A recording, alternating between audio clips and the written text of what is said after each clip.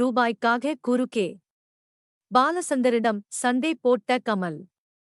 லோகேஷ் கனகராஜ் இயக்கத்தில் கமல்ஹாசன் நடிப்பில் வெளியான விக்ரம் படம் ரூபாய் 500 கோடி வசூல் செய்தது.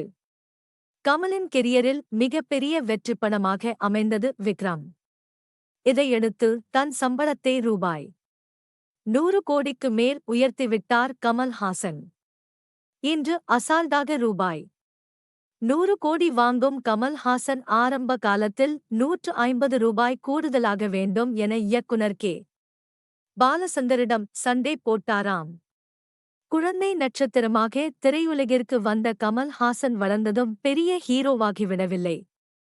பல போராட்டங்களுக்குப் பின்தான் வெற்றிகரமான ஹீரோவானார். கே.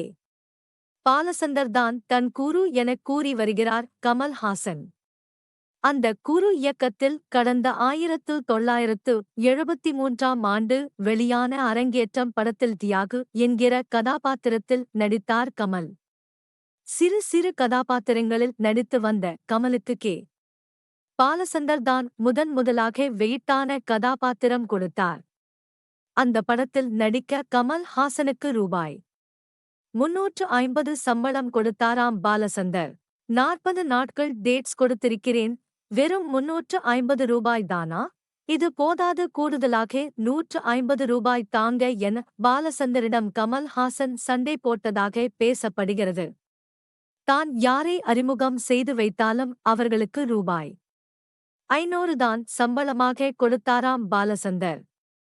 அப்படி இருக்க கமலுக்கு ரூபாய் 350 கொடுத்திருக்கிறார். கெரியரை பொறுத்தவரை ஷங்கர் இயக்கத்தில் கமல் நடித்திருக்கும் இந்தியன் 2 படம் வரும் ஜூன் மாதம் ரிலீஸ் ஆகவிருக்கிறது.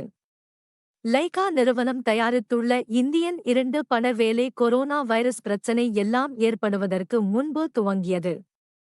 இந்தியன் 2 செட்டில் நடந்த விபத்துக்கு பிறகு படப்பிடிப்பு நிறுத்தி வைக்கப்பட்டது. இதற்கிடையே இந்தியன் 2 படம் கைவிடப்பட்டதாக எல்லாம் பேசப்பட்டது. ஒரு வழியாக படப்பிடிப்பு முடிந்து ரிலீஸுக்கு வந்துவிட்டது இந்தியன் 2. இந்தியன் 3 படப்பிடிப்பையும் சேர்த்து முடித்துவிட்டார் ஷங்கர். இந்த தகவலை தெரிவித்ததே கமல் தான் என்பது குறிப்பிடத்தக்கது.